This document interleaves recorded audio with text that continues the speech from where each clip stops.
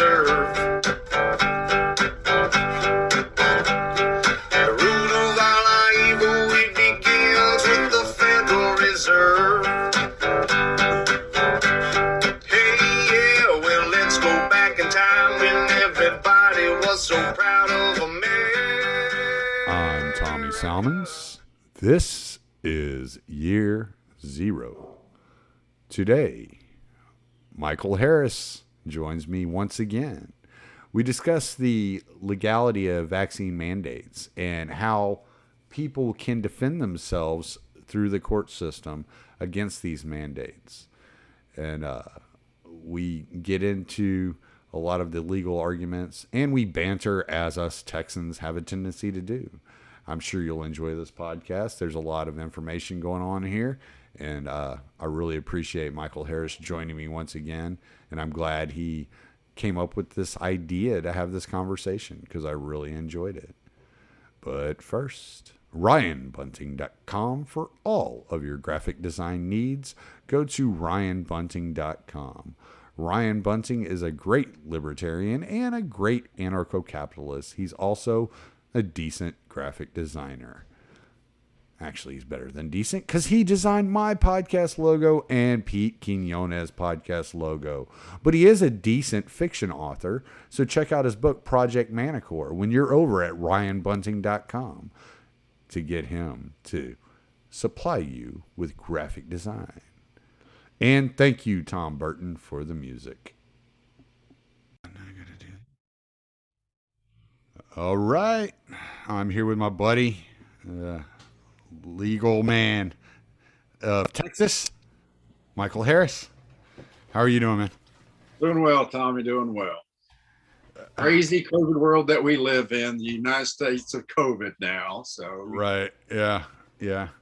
I got to tell you, and I don't know if I've told you off air before or not, but I have to tell you, I have a lot of friends that love to hear you and I have our conversations.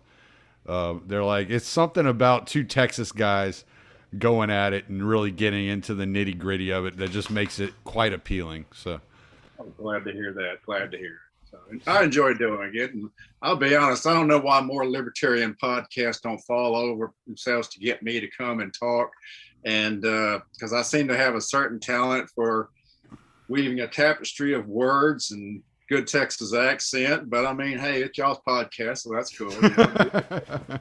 I will say that I think that you podcasters are kind of the edge of the spear, the tip of the spear in our movement now, because I feel like the empire, as I call it, their weakest link is the mainstream media. And I think that y'all are the ones that are doing the most good right now.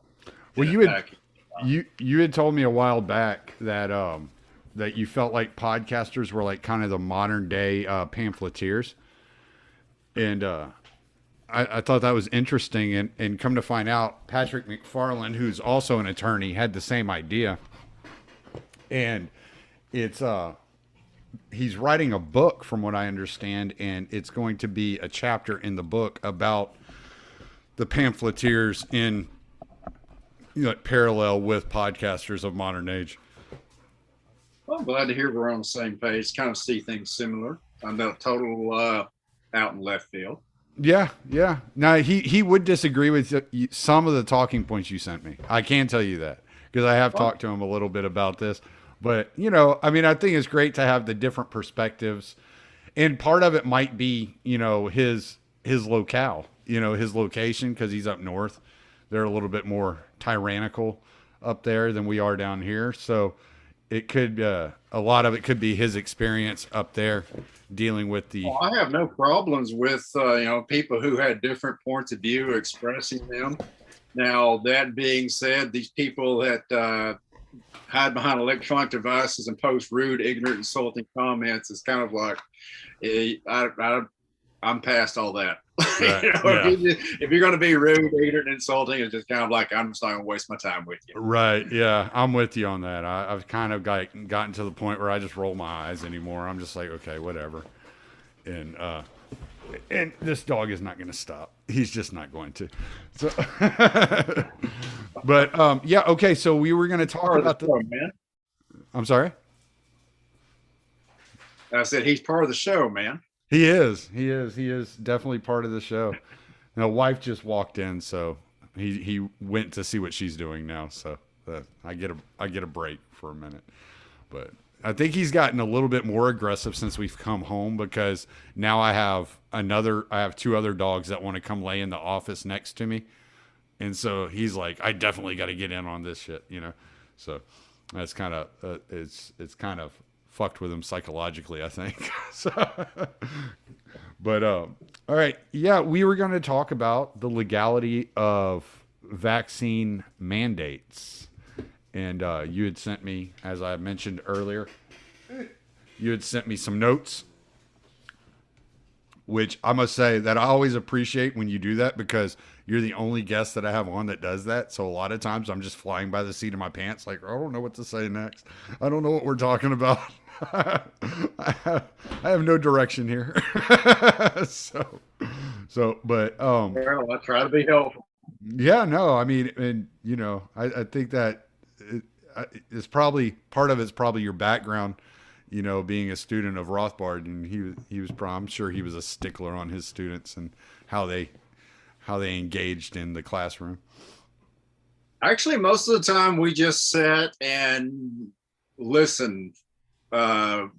We were pretty much in awe of him as he just basically just went off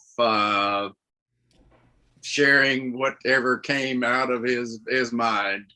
And I've told you this man was kind of like a walking, talking pre-internet. His knowledge was just astronomical. Yeah. And but I can tell you that one he had several. He called it his economic laws. And one of his economic laws we talked about when businesses cooperate with government. And he would always tell us that businesses cooperate with government all the time. Usually it's to either pass their cost off to the taxpayers, force people to buy their product, or to cut out their competition.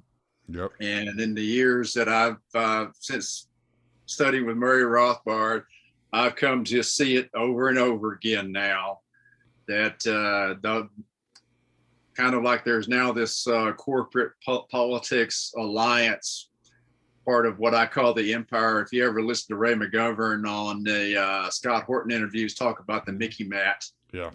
He kind of hints about that too. I seriously wonder now, is it the corporations that get the politicians to do the corporate bidding, or is it the politicians that get the corporations to do the politicians bidding? It's probably a combination of both right now. Yeah, well, I mean, it almost feels like they're all one and the same entity anymore. Like, I think it's definitely a thing of corporations now are starting to act as government agents. Yeah. And there is case law out there that says they should be held by the standards of when they act as a government agent. And to me, big pharma, the large pharmaceutical corporations right now, they rival the military industrial complex as far as the amount of control they have. Right. And I think they have definitely just totally controlled the media, mainstream media, the medical profession completely. They dominate the medical profession. And I feel like they control Congress as well. Yeah. Yeah. And that's one of those things that we've watched occur over like the last, I don't know, 30 years or so, like at least become really evident. Maybe it was happening behind the scenes prior to that, but it's become very evident over the last 30 years, the influence that big pharma has. And, you know, I've had several conversations with people not on air about the vaccines.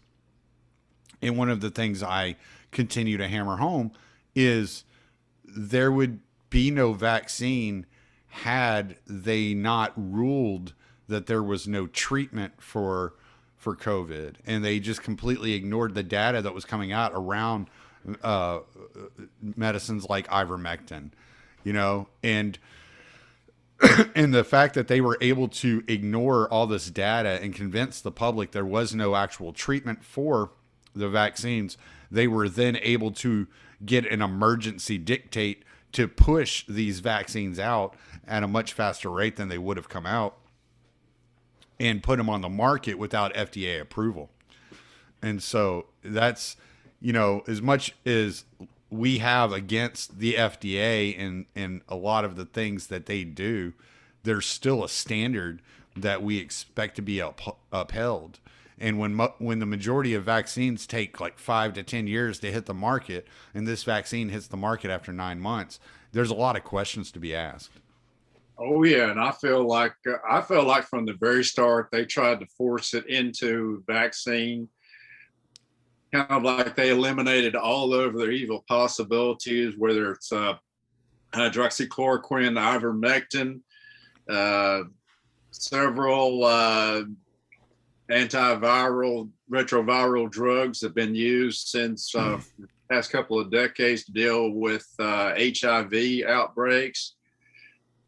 And even just good old-fashioned nutrition. I mean, I've heard reports that the vast majority of the deaths in other countries they've tested and found that the people were very deficient in vitamin D3 and zinc.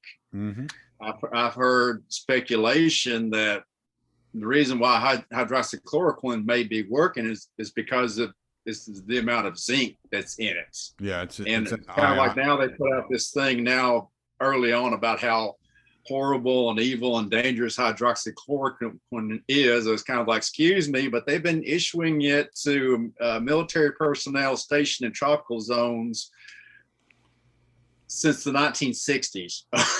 So it's kind of like, when did it all of a sudden just become so deadly and dangerous? Well, there was one guy that drank like pool cleaner or something like that.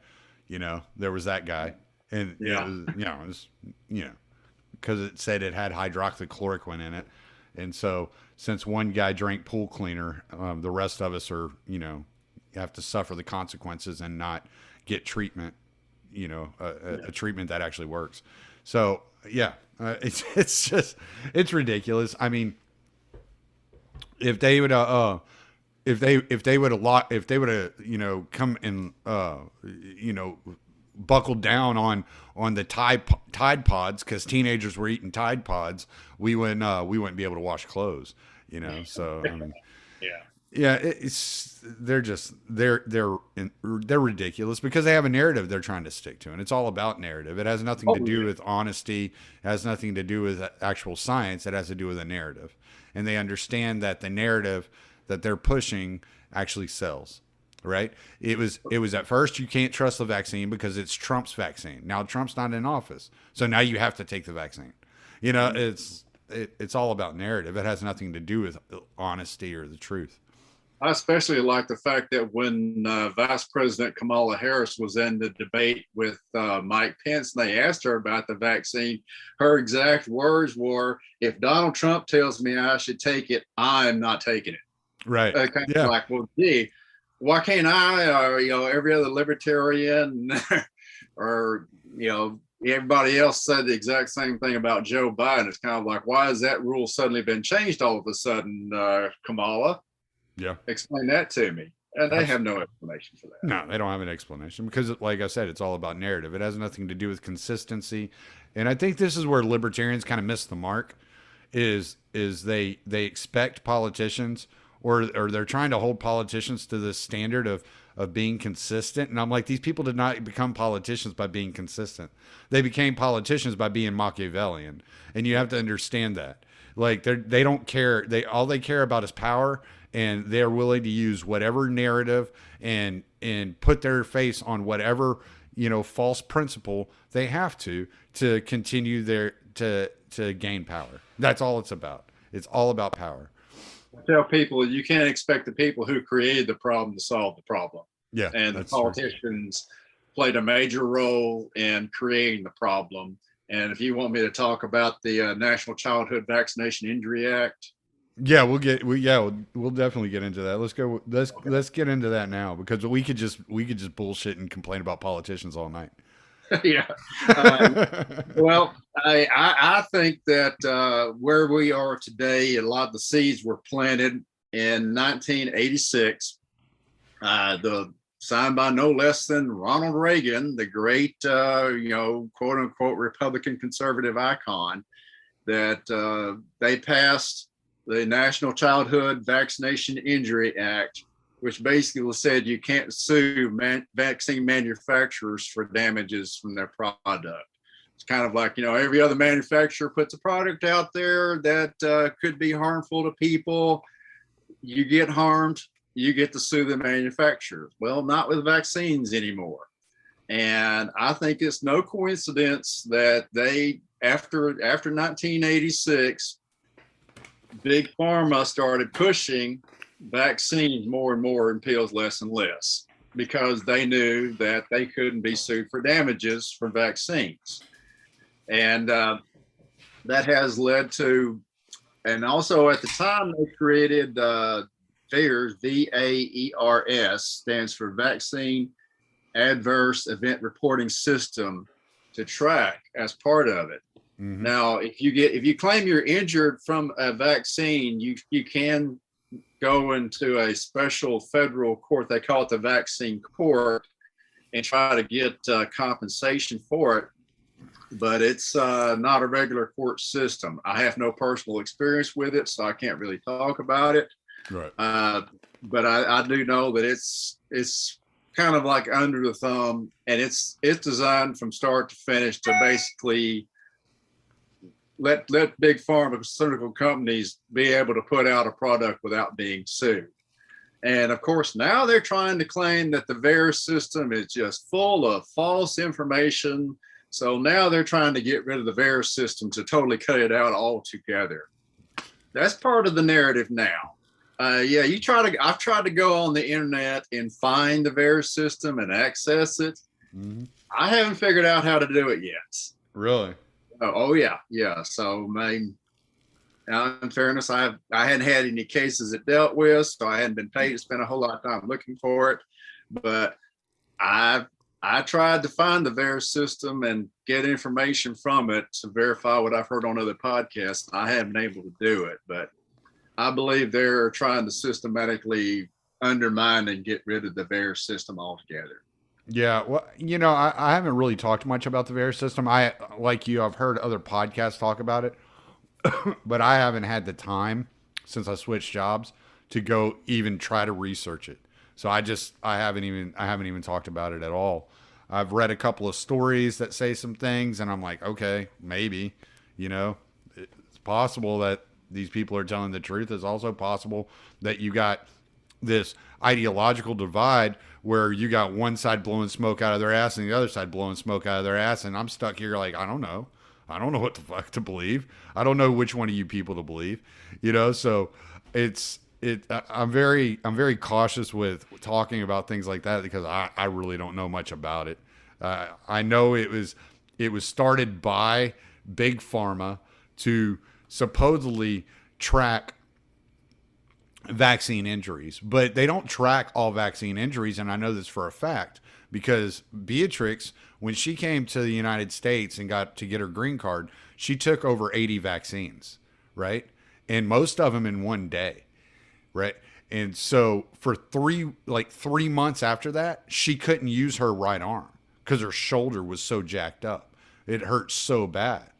And she went and complained to the doctor several times, and they never did anything. And they never said anything. She called them and called them and called them. She would go up there and talk to them. Nothing ever came of it. They don't care. So I know that not everything's being reported as far as vaccine injuries. And they can't. I'm sorry? I've heard similar stories from people in the military that when they're going overseas, they have to get like a massive battery of vaccines where they can't use like one arm for a period of time. I've heard that story as well. Yeah, it was like 3 months that she couldn't use her left arm for like 3 months. I mean, she couldn't lift it, she could do stuff like type and stuff like that like she normally does for work, but she couldn't raise her arm to do anything, and so it was and also, not only that, but I can tell you as a lawyer that I believe you have like a 2-year statute of limitations to file a claim with the vaccine court. Well, the thing is like some of the side effects from these vaccines, you may not see them for several years down the line. Right. And it's kind of like if you realize, in particular, the one we're currently dealing with, it may be like 10, 12 years down the line before people realize that there was a problem with this vaccine. It's kind of like, too late, can't file a claim in the vaccine court because statute limitations done. Yeah, yeah. Well, and that's another thing. I mean, they're talking about. I personally, and I mean, I don't want to get into details because I don't have the people's permission to talk about it like publicly. But I personally know people that got the vaccine and a month later ended up in the hospital for various reasons. I know there's a lady that my family knows, and she got the vaccine, ended up with a clot in her lungs, and is now on oxygen for the rest of her life and was perfectly healthy prior to that. Yeah. So there's obviously something going on. Now, what it is and what's causing it and why it's affecting the majority women. It's usually women you hear about that are ending up with these injuries from this particular vaccine. That's odd too. It's almost like it was designed to attack the female body in some way, you know? And so you have to ask questions, you know, like I'm not saying that it was, but I'm saying like there's something odd about every story I hear about a woman who was perfectly healthy one day, got the vaccine, and the next morning she's found dead in the bathtub, or a woman who ends up with this like severe infection of her urinary tract infection and ends up in the hospital, you know, or a woman who gets blood clots in her lungs, or yada yada. And I'm like, what is happening? Why is it always women? Like, what is going on? You know, and it almost feels like there's something going on here. Point out that the famous musician Eric Clapton claimed that he had an adverse reaction to the vaccine, where he couldn't use his hands to play, which for a guitar player of Eric Clapton's stature, that's a lot. Not being able to play guitar for 2 months. Right. Now, as far as the biology of this particular vaccine, I will say this particular vaccine is not the same vaccine that we had when you and I were school kids. This is radically different. CDC itself even admits their own website dealing with the vaccine admits that this is a totally different type of vaccine. That the old vaccine, the idea was you introduced a weakened or inactive version of a virus, so it triggers your body to create immunities on its own for that. The most famous one in history, of course, was the first smallpox vaccine, where Dr. Edward Jenner looked at all these women that milk cows, these country girl milkmaids. It's kind of like, hey, how come they're not getting smallpox? And he when he researched, he found out because they were around cows all the time, they picked up their own kind of called the cowpox, and that gave them immunity to the smallpox. Yeah. So it's kind of like, hey, I'm just going to go around and give everybody cowpox so that they don't die from smallpox. All right, that was the original vaccine. Right. But what they're putting out now, and the CDC's own website says this, that basically they're going to the messenger RNA. Right. Which now we're getting beyond Michael Ray's area of expertise here, okay? But their own website says this. So it says its exact words like not mRNA vaccines. Instead, their exact words here, I'm reading it. Instead, they teach our cells how to make a protein, or even just a piece of a protein that triggers an immune response inside our bodies. That sure looks to me like they're trying to change our messenger RNA. Mm-hmm. And Tommy, I don't know about you. Now, my parents had their flaws, but I think they gave me a pretty darn good set of messenger RNA. Thank you very much. And I am not a bit wild about Big Pharma just deciding that they're going to change my messenger RNA. Right. Well, you brought up Jacobson versus Massachusetts, which is also a court case that Patrick McFarland brought up to me. So, what happened during Jacobson versus Massachusetts? What was the importance of that court case? Well, it's a U.S. Supreme Court case from 1905. So this is early in the progressive era.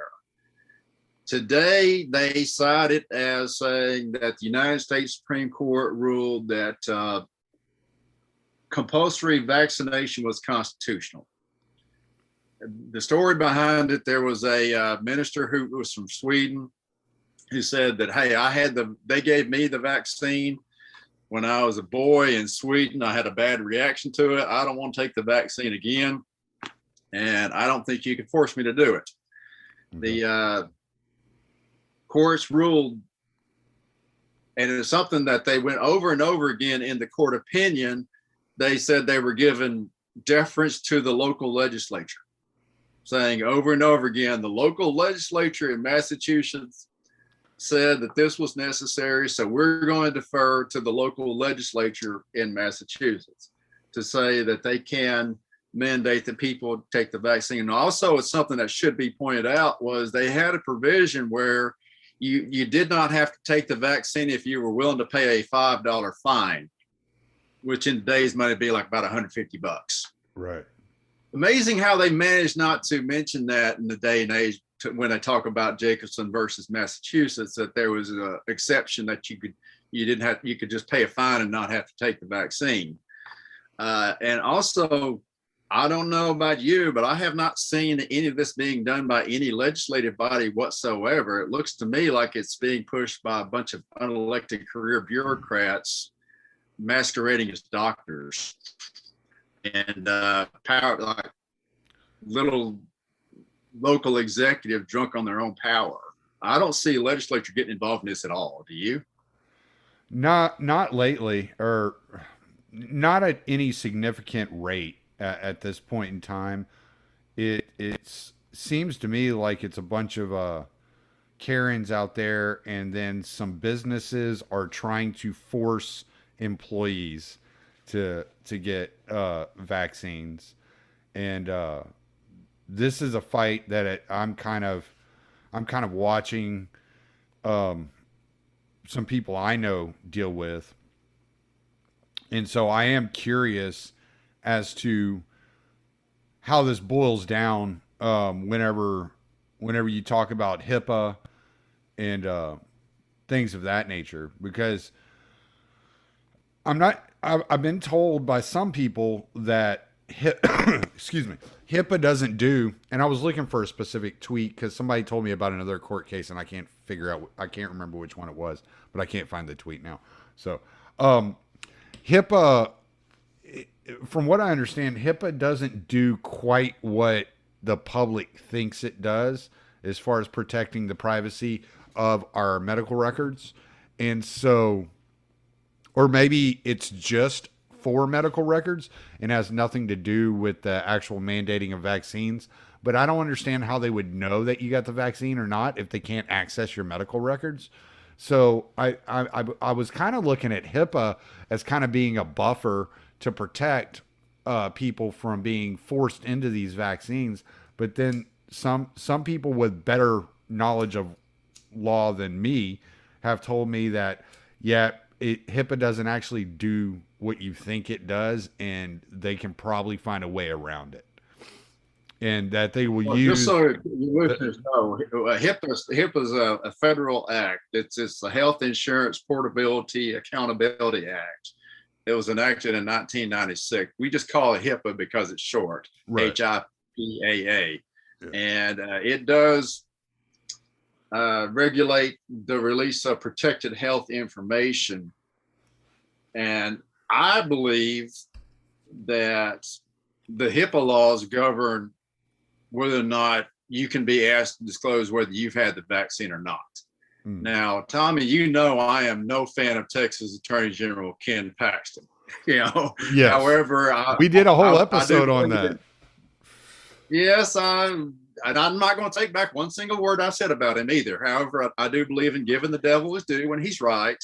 And I think on this issue, he is right, that he has publicly stated that in his opinion, and because he is the Attorney General of Texas, his opinion does carry some legal weight, that having people disclose whether or not they've been vaccinated does violate the HIPAA privacy laws.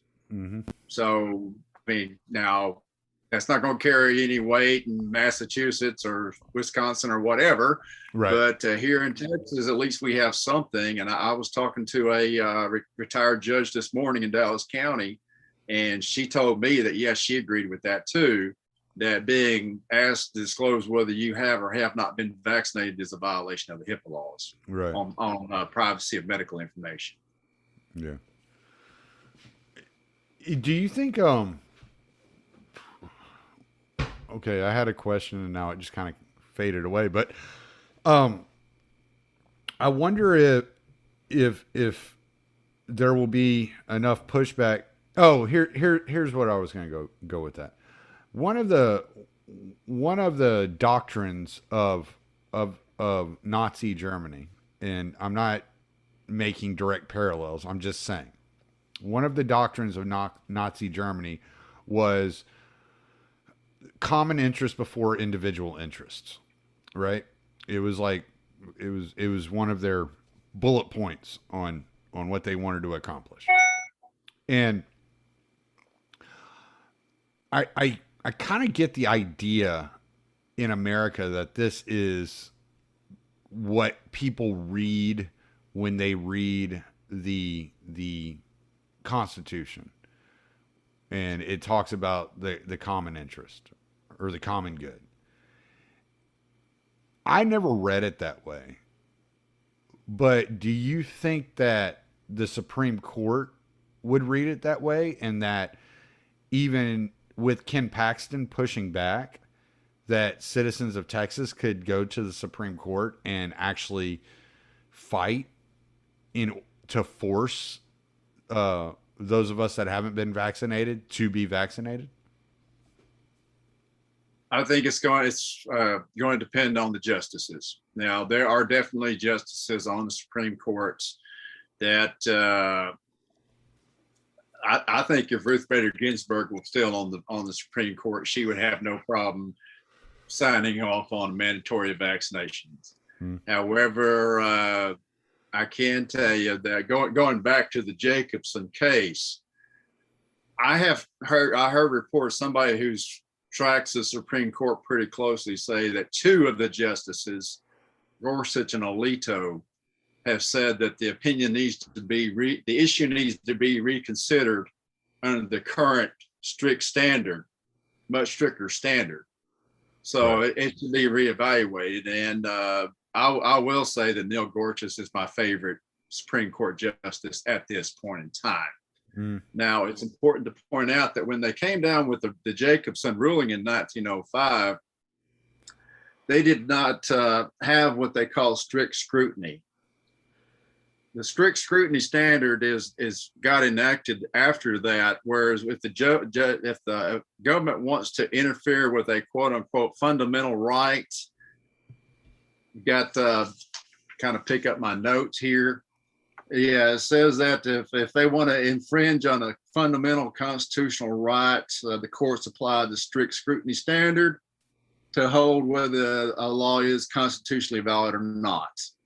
If it gets into whether or not this is a fundamental constitutional right, the government has to show a compelling state interest, and that the law has to be narrowly tailored as possible. Kind of like there's no other way to do it. This is absolutely compelling that we do this, and there's no other way to do it. Now, the usual standard for reviewing government action is called the rational relationship test. Basically, some bureaucrat can give some rational explanation, it helps me tie my shoes or whatever, and Right. the courts go, okay, that's good enough for us. But if we can get this into the area of it's a fundamental right, And I personally feel like my messenger RNA is a fundamental right to me, you know, and be able to say that they can't mess with my messenger RNA unless they have compelling state interest that's narrowly tailored and there's no other way for them to do it. Right. So I think if we could get that issue to the courts. Now, my understanding that there have been a handful of cases where universities have required students to show that they have been vaccinated, and the lowest level, district court levels, have upheld so far universities mandating it. But I think we need to press the issue to the appellate court and see if we can get it to the Supreme Court or not, and see if we can make it make the argument a fundamental right that should have to pass strict scrutiny.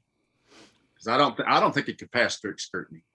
Yeah, and you had mentioned that part of your reasoning behind not being able to pass strict scrutiny is because of the type of vaccine that we're dealing with compared to the vaccine of 1905. So they had taken the cowpox virus and used it as a vaccine against smallpox, but now they're dealing with like changing your DNA. They're changing, how your cells operate within your body, which is a completely different situation. That your cells are now creating a protein as opposed to just getting a shield to block against the virus. I mean, or give you immunity of some sort. And then another thing that people aren't looking at, like in my personal situation, and this totally anecdotal, but in my personal situation, my dad was sick for over a month, and he's diabetic, and so it hit him pretty hard, and so it took him months to recover and get his energy back, and he's still trying to do, he's still going to the doctor pretty regularly, trying to figure out what he needs to do to get back to his normal self. But I mean, he's 90% there now, I'd say. But my mom nursed him the entire time. She never tested positive, not once. She has a natural immunity to the virus for whatever reason, was never tested positive.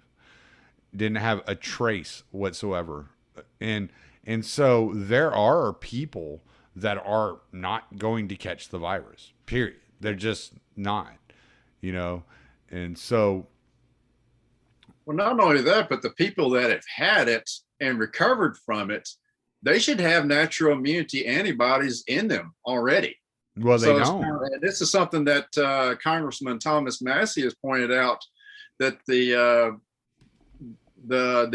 studies put out by the pharmaceutical companies themselves say that there's no need for somebody who has already had the virus and recovered from it to get vaccinated. Well, this is why I think the virus is man-made, is because I know 4 people that have gotten it twice. And it didn't hit them as hard the second time, but I know 4 people that have had it twice. And I'm like, that's weird. You shouldn't be able to get it. Like, not that soon. Like the guy, I did that interview. I don't know if you heard it, but with Jonathan Munier, a respiratory therapist. He had it in February of this year, and then he just got over it last week, for the second time. And so, yeah, he's working in hospitals and dealing with COVID patients, but he should have had some sort of immunity to it, having just had it in February, just a few months ago. So if there is a natural immunity that is being passed down by having the virus, it's either not lasting very long or it's not effective against the variants that are beginning to evolve.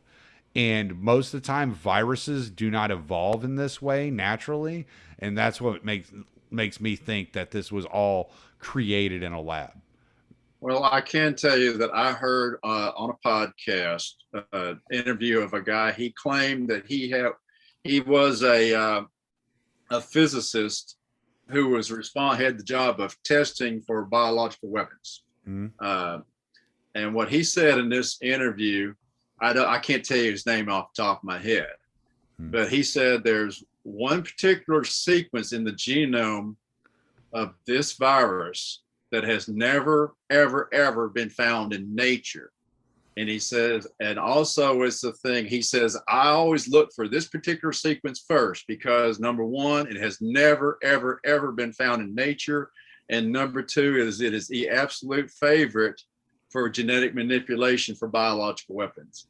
And he said, the COVID-19 virus has this particular genome sequence that I'm looking for. Yeah. And so that tells me, that's pretty strong evidence to me that it was created in a lab. Also, the fact that all the evidence points to that the epicenter was Wuhan, China, and that it originally comes from bats. And there's not a bat cave, I'm told, within 500 miles of Wuhan, China. Yeah, at least this particular type of bat. You know what I'm saying? Like, because from what I understand, this virus only originates in a specific type of bat, and it's like somewhere like between 500 and 600 miles away. I've heard variants to differing degrees, but yeah, it's quite a ways away, and bats don't typically travel that far. Yeah. So, yeah, but so you had some other notes, and my phone locked on me because we were just talking, because I had memorized some of your notes. I did have some of them memorized.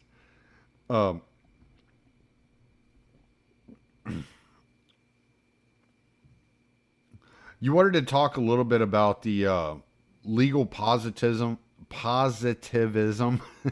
and natural law. So you want to get into that debate a little bit, and how it relates to COVID. Important. Well, I think it relates to it because I want to give people like possible defenses they can use. Okay, so it's kind of like you got a house burning down. It's kind of like, you may want to go in the front door, you may want to go in the back door, you may want to go in the kitchen window, multiple areas you may want to go into. And that's kind of like a way a legal defense is. It's kind of like if something doesn't work, here's another option, another way to approach it. Right. And I mean, the debate between legal positivists and natural law, it goes back to biblical times. It's basically, it's like, what is the law? What is authority? The Catholic Church kind of like broke it down into mortal sins versus venial sins. The Latin phrase of kind of like you have crimes, malignancy, things that are just inherently evil, like rape, murder, burglary, burning down people's houses, versus something that's just a crime because the government says it is, like smoking marijuana. Right. All right. So, I mean, I'm like most libertarians. I come down on the natural law side of things. I think there's pretty solid evidence that a lot of the peoples that wrote the Constitution were influenced by natural law principles. Mm-hmm. Legal positivists, on the other hand, their attitude is well, the law is whatever the people who are, politically, in power say the law is. Well, the problem that you have with that is that basically that means that everything Adolf Hitler did was legal. Everything that Joseph Stalin did was legal. Everything that Mao Zedong did was legal. Everything that Pol Pot did was legal. Basically, everything that every tyrant has ever done was perfectly legal. And that was a problem that we had after World War II, when the Nazis did an awful lot of medical experiments on unwilling people, most of them Jews, and the world was outraged about that. Mm-hmm.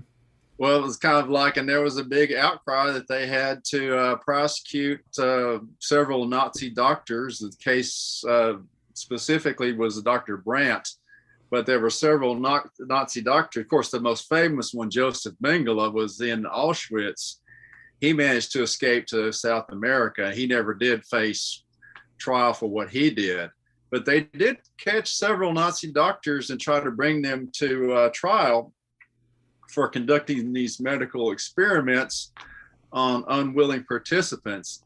But the problem they had was there was no real statute saying they couldn't do that in Nazi Germany. Right. So they created what they call the Nuremberg Code after World War II.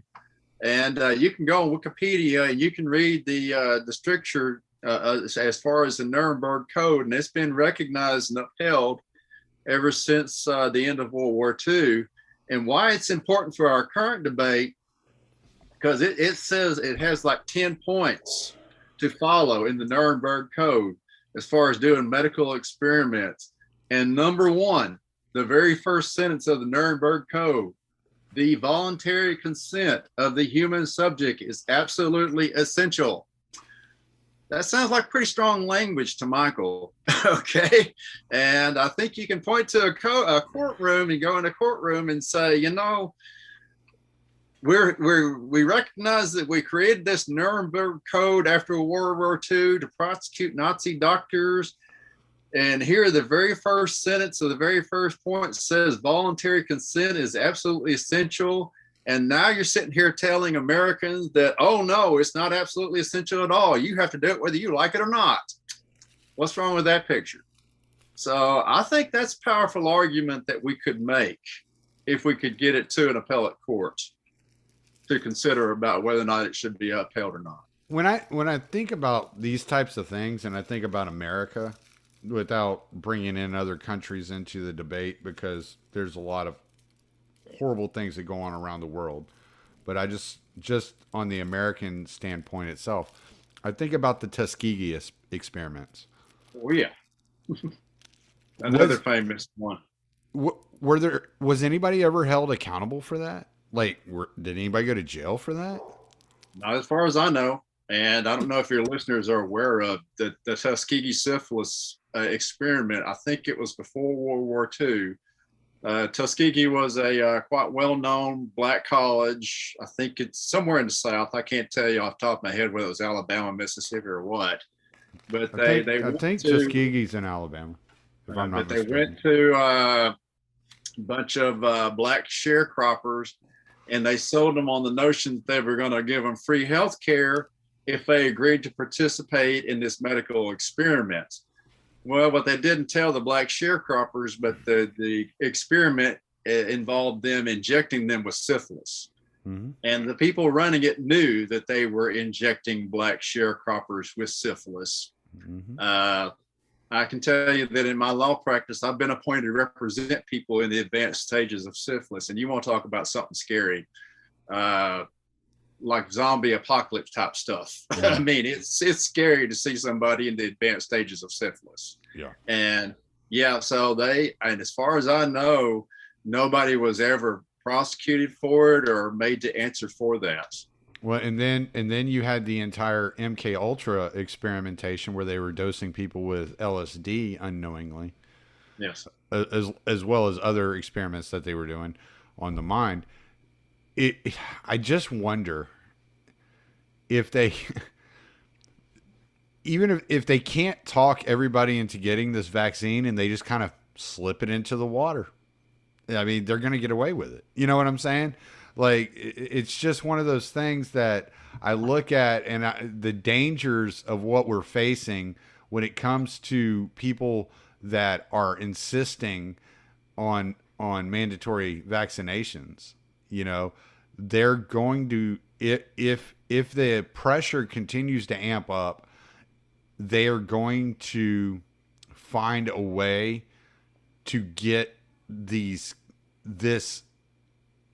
mRNA enhancement into our bodies. I think they are, but however, I can tell you that I've had enough training as a public defender to at least be able to cross-examine a medical examiner in a murder case. So I can tell you that based on my research, it's one thing for it to be injected into the blood system, yet it's another to have to be filtered through the digestive system. Because our digestive system is very well designed to eliminate nutrients from toxins and eliminate toxins from the body. So at least if it's done in pill form, and this is something that your listeners may want to check out, a guy by the name of Bruce Lipton. He is a biologist. He used to teach in a medical school, and he challenges the whole notion, they call it the central dogma of molecular biology, which is the basis of the current vaccine. But he makes the argument that if we are going to take medicines, we're better off taking them in pill form, because most of the time, because then at least our digestive system has a chance to sort out, what's toxic and what's not toxic. Whereas when it's injected directly into the bloodstream, it's much harder for it to sort it out. Okay. Yeah. So it's a better than argument, not a perfect argument. Well, libertarians seem to have a hard time with the whole idea of the least bad option. Yeah. No, you know what pops in my mind when you're talking about it like that though, is all these commercials you see on television for these pharmaceutical drugs, and it's like side effects may include thoughts of suicide and blah blah blah. Yeah, it's like, okay, I don't want to get rid of my damn skin rash that bad.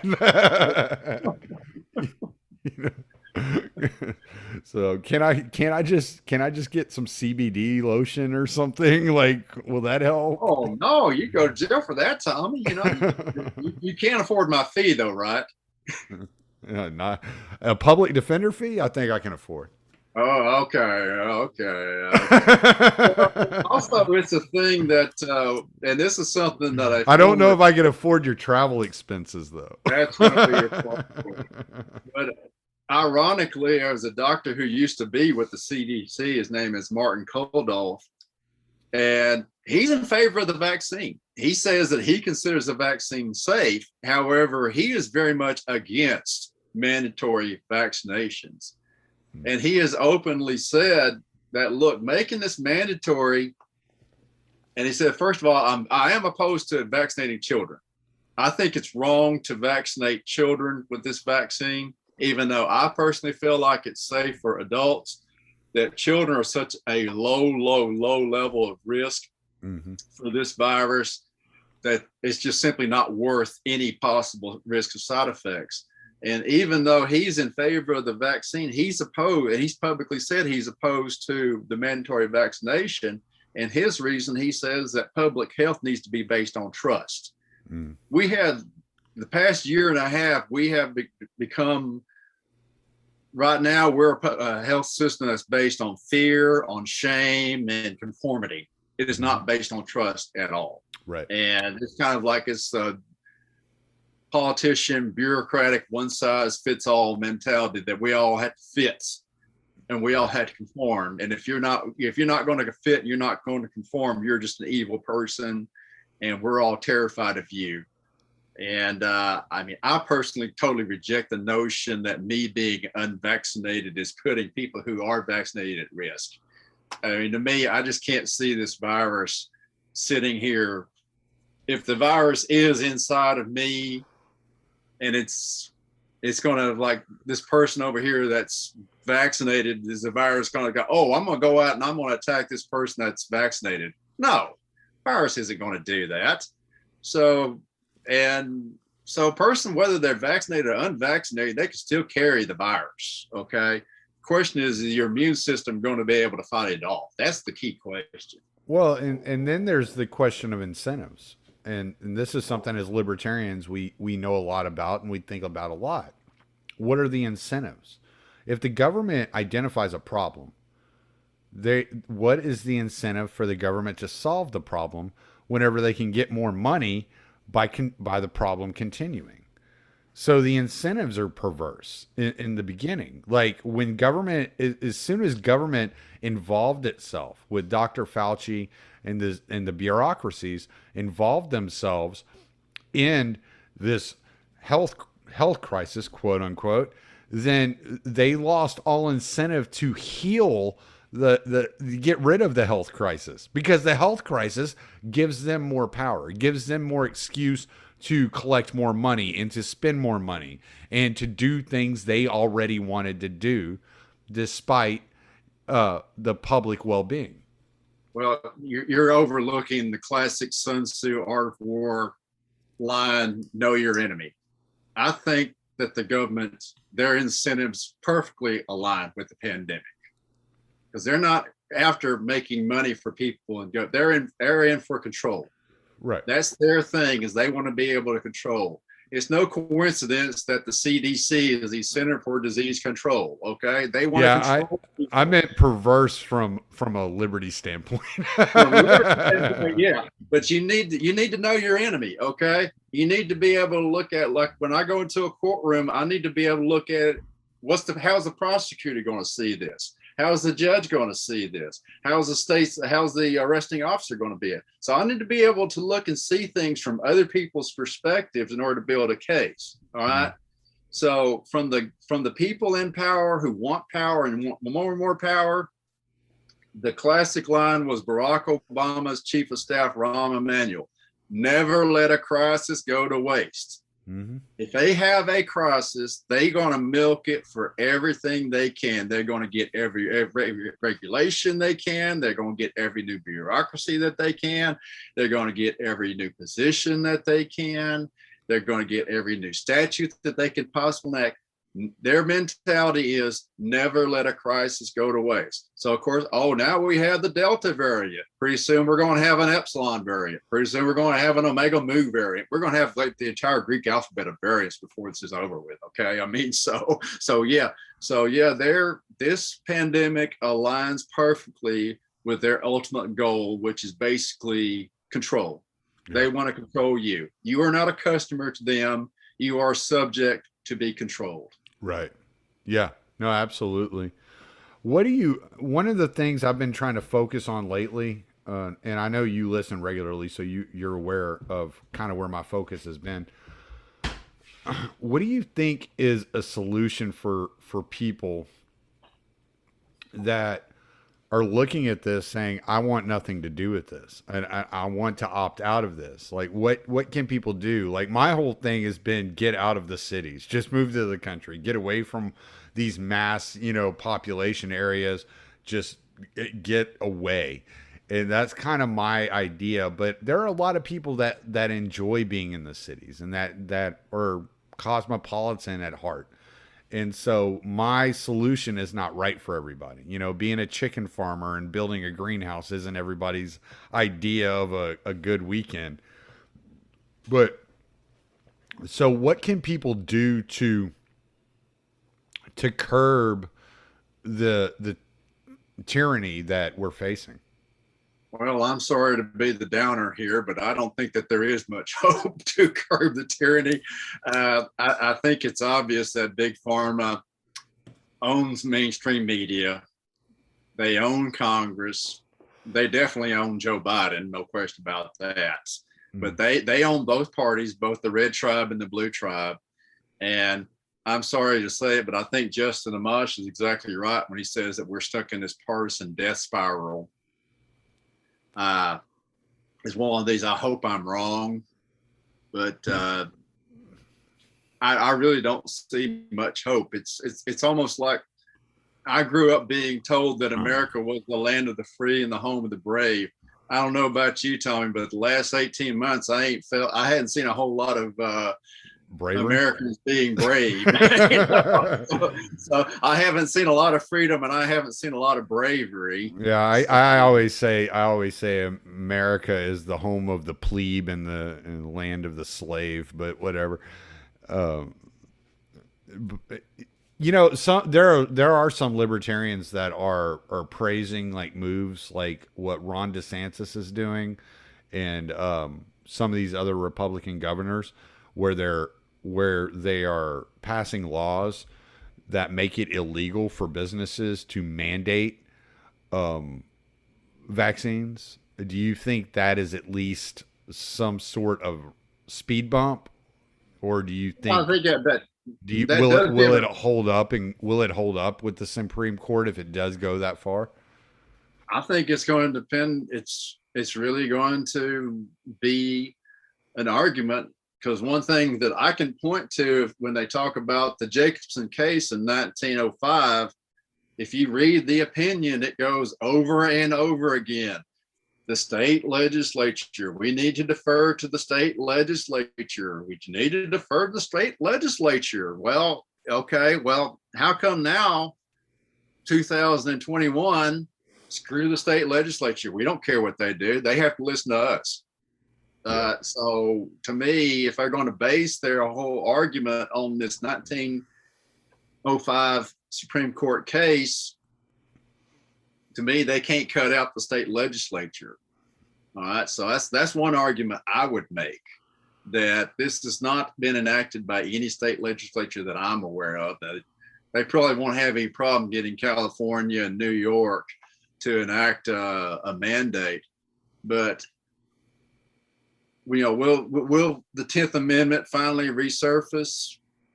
I mean, we could get the 10th Amendment Center into this argument. That might give us some more allies, because we need to start getting some allies together.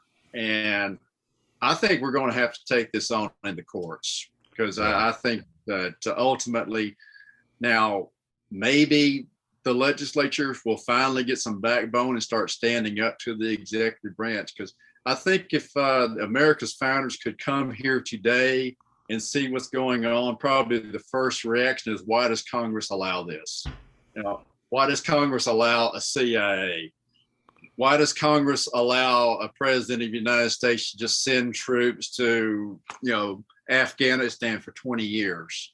I mean, Congress has really dropped, in my opinion, and a lot of other legal scholars and historians too, the Congress has just totally deferred to the president, creating these career bureaucracies that are really running the show these days, and the intelligence agencies as well.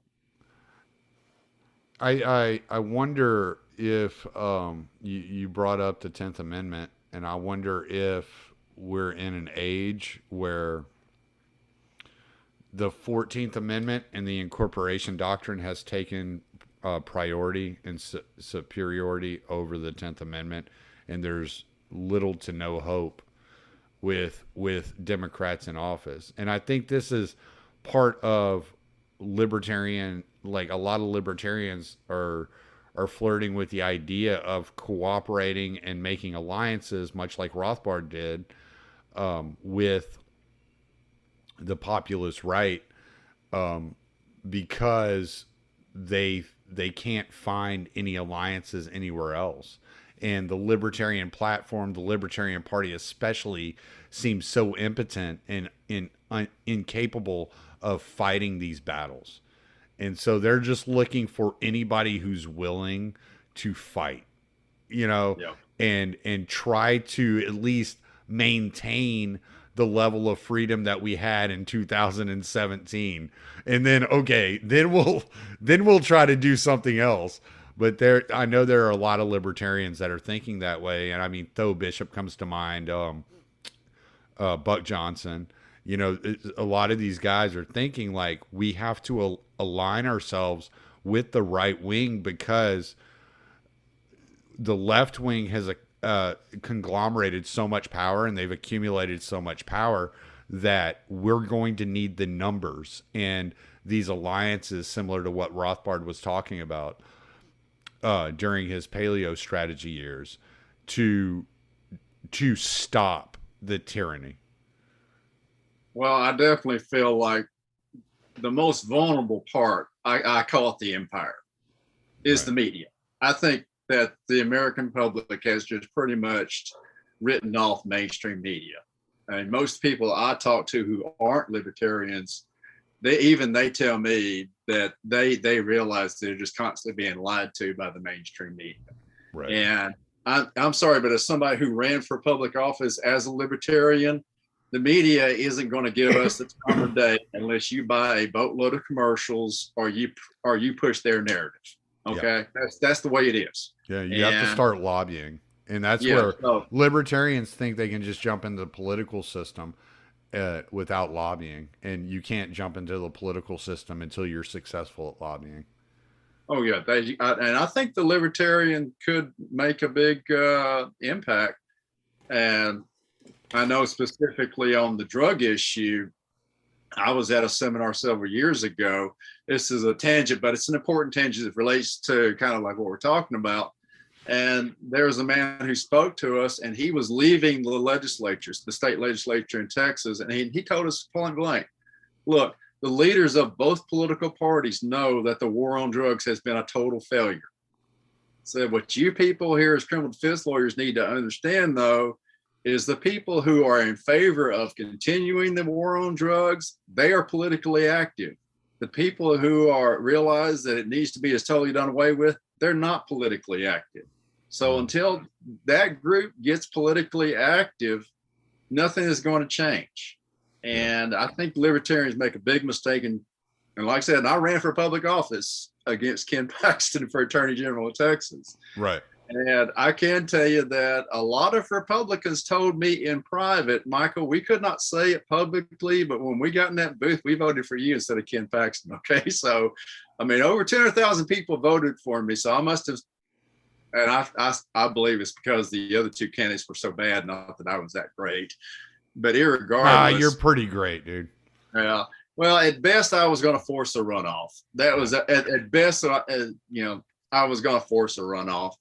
And even if by some miracle we do get, like when Justin Amash left the Republican Party, the mainstream media just virtually held a big celebration. Justin Amash is leaving the Republican Party. Yay, isn't he wonderful? Isn't he wonderful? And then he openly joins the Libertarian Party, and crickets. They said absolutely nothing. They buried him. And that's what it's going to be. Even if we did get a Ron Paul elected as a Libertarian, Nancy Pelosi just going to bury him in some meaningless committee. He's not going to do anything. Right. So I think it's a mistake. And especially the most recent presidential cycle of 2020 should have blatantly told us that, So much of the focus of my podcast is to point out abuses of power and how bad things have gotten and the direction in which we're heading as a society. And it can be a real black pill.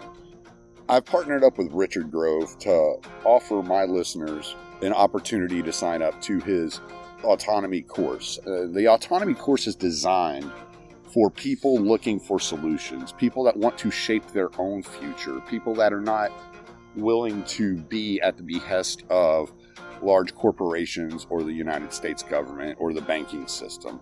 The Autonomy Course is designed for those of you who wish to have complete control of the reins of your life, who are looking to be successful, to thrive and not just survive, to provide for your family by utilizing your existing skills and learning how to market and sell those skills in order to be your own boss, or learn new skills in order to leverage that into a new career opportunity. So if there's a job out there you've been trying to get or you've been wishing you could get, but you just don't have the skills for it, the Autonomy Course is the place for you to start, to learn how to land that position, to learn how to market yourself better, to gain confidence, and to be surrounded by a community of like-minded people that will encourage you and help you along the way. So use my affiliate links and go check out the Autonomy Course. It could be right for you. I mean, there's something definitely wrong with the Libertarian Party. I tell people, it looks to me like the Libertarian Party is like the one in the second Matrix movie. It's like a computer program designed to identify the people that don't buy into the system and isolate them where they can't do any real damage. Yeah. So that's the way I see the Libertarian Party at this point in time. Now, I know the Mises Caucus is trying to do some things. It's kind of like, hey, I wish y'all well. Oh, I love those guys. Yeah, I know a lot of those guys, and I love them to death. And I wish them the best. I just you've seen the Libertarian Party of Texas. I just can't justify driving 6 hours to Austin to go to a meeting just to be pissed off for 6 hours driving home. Like, I just can't do it. I'm like, I have better things to do here at the house than listen to these guys, Yeah, I can tell you that when the pandemic hit, I heard reports that there were libertarians in California that were getting together with willing restaurants and openly defying Yep. the stay-at-home order. So I reached out to the local libertarians and like, hey, we should do that here in our area. Nothing. No response whatsoever. I think And I'm kind of like, Angela McCardle, who's running for the chair of the Libertarian Party in 2022, I think she was involved in all that in California. I think that's the name that remind that where I got that from listening to her. But I'm 56 years old now. Okay, so my memory's not what it used to be.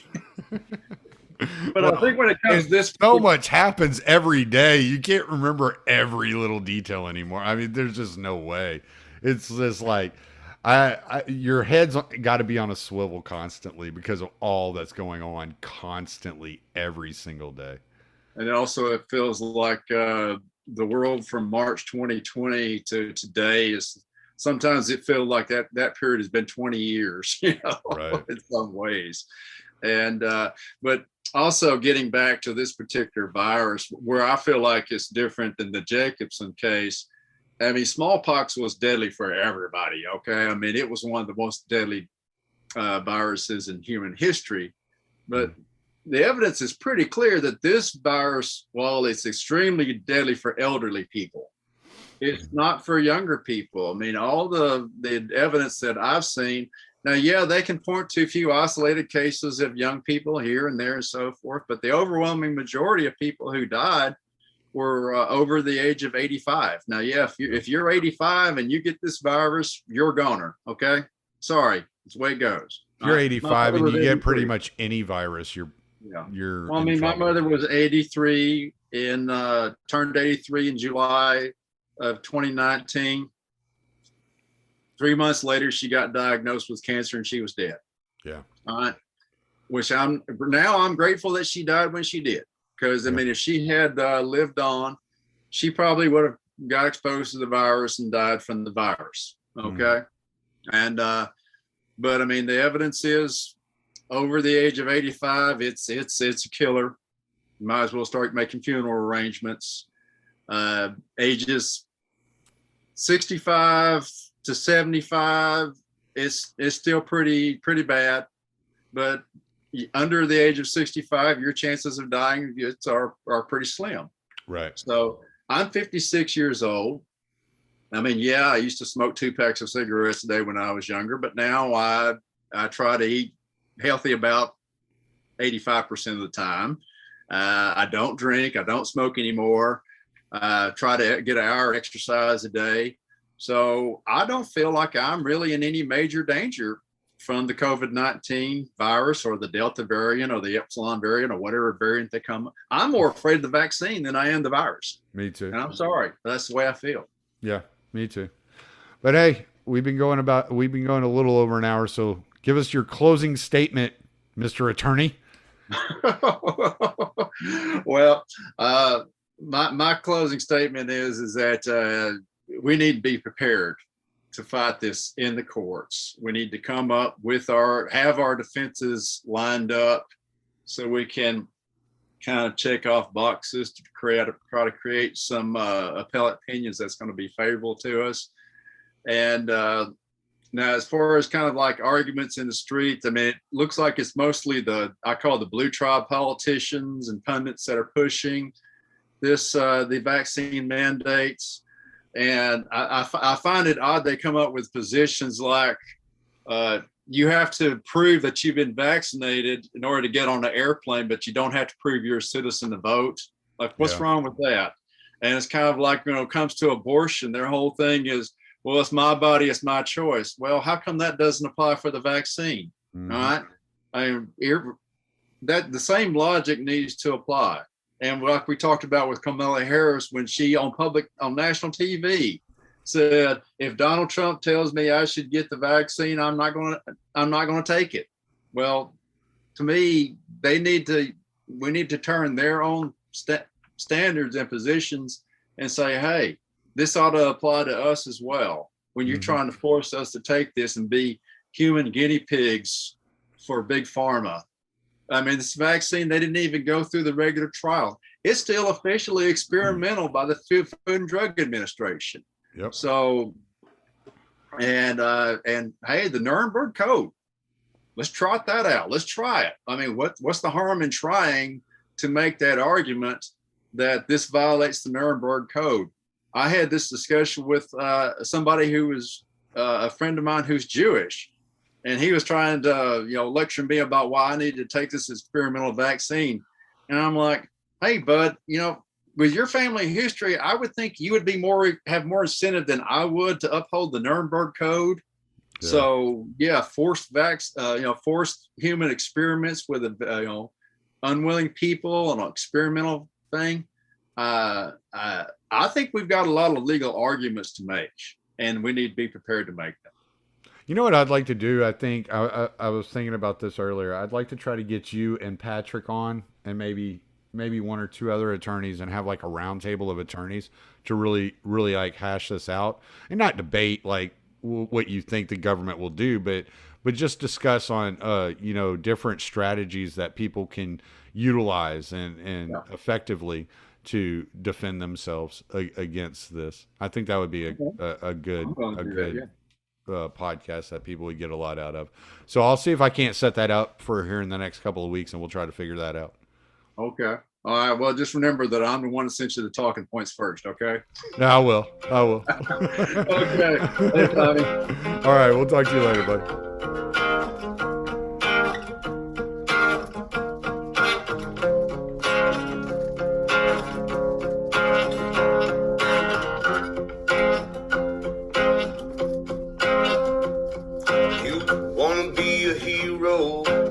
Said you're just a slave.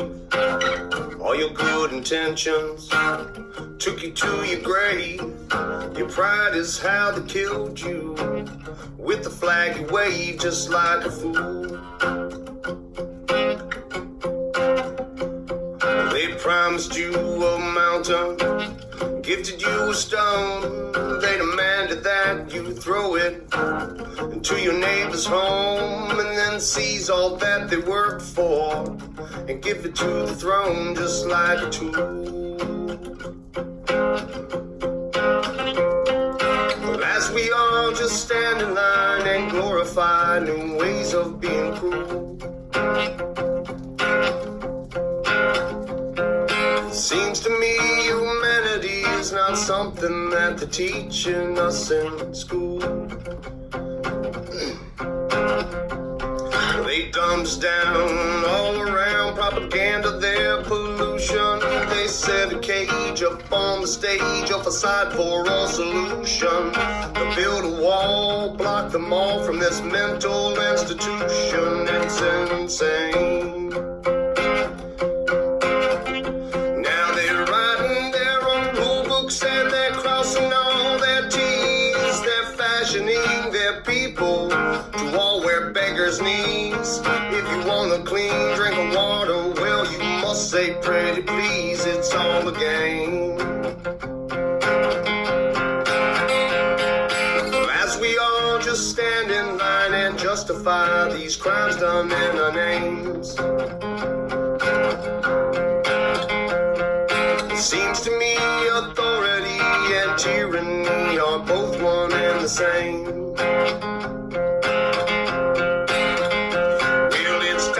Change the channel, it's time to set things right. Make them all rot with fear in their beds at night. Devour all their worthless souls and sacrificial right, just like we should. Cause this world needs a cleansing to burn away the shame and destroy all the remnants of those who are to blame. Stack them up like cordwood, watch them sizzle on the flames for good. Well, as we all just stand in line waiting for some kind of Robin Hood, our liberty will never be until our right to freedom is understood.